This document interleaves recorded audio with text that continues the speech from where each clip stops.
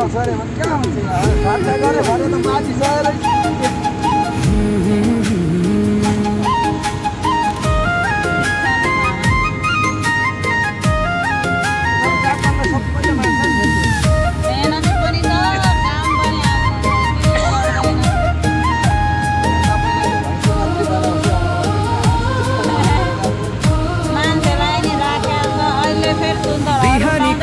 सँगै पाइला बढाउँछु उकालो बाटोमा सपना सजाउँछु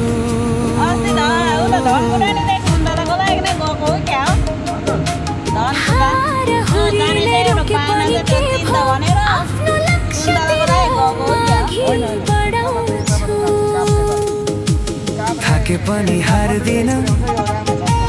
ढले पनि रोकिन्न मनभित्र आगो छ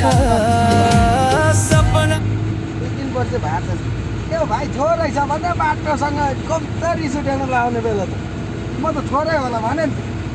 फेरि केटाहरू कसैले बोक्दैन जापानकै सामान कोही चाहिँ काम लाग्ने मान्छे उसकै चाहिँ बोक्ने मान्दैन एकचोटि मात्रै टेकेर बोकाएँ अब यताउता गर्दा मैले लानुपर्ने क्या अनि हिजो अस्ति चाहिँ विशाललाई पठाइदिएँ खाली थियो नेलेबाट फेरि मैले लिएर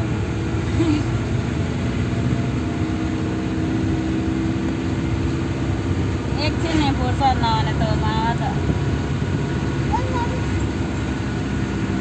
अस्ति एकचोटि दिलीपसँग झगडा गरेछ भन्दैछ तिनीहरूले फाइट खेलेको नि यस्तो के भन्छ त्यो चाहिँ हाम्रो कुलोमा चाहिँ उनीहरू झगडा गरेको हुन् कि क्या हो अनि त नि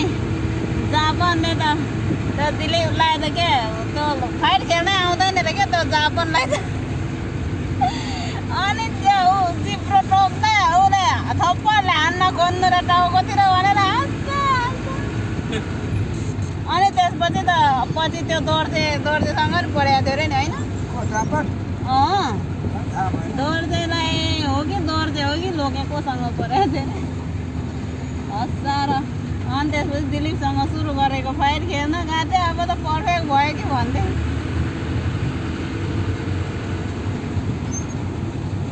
होइन मसँग धेरै मिल्छ कहिले रिसाउँदैन पनि मिल्नै छन् मा त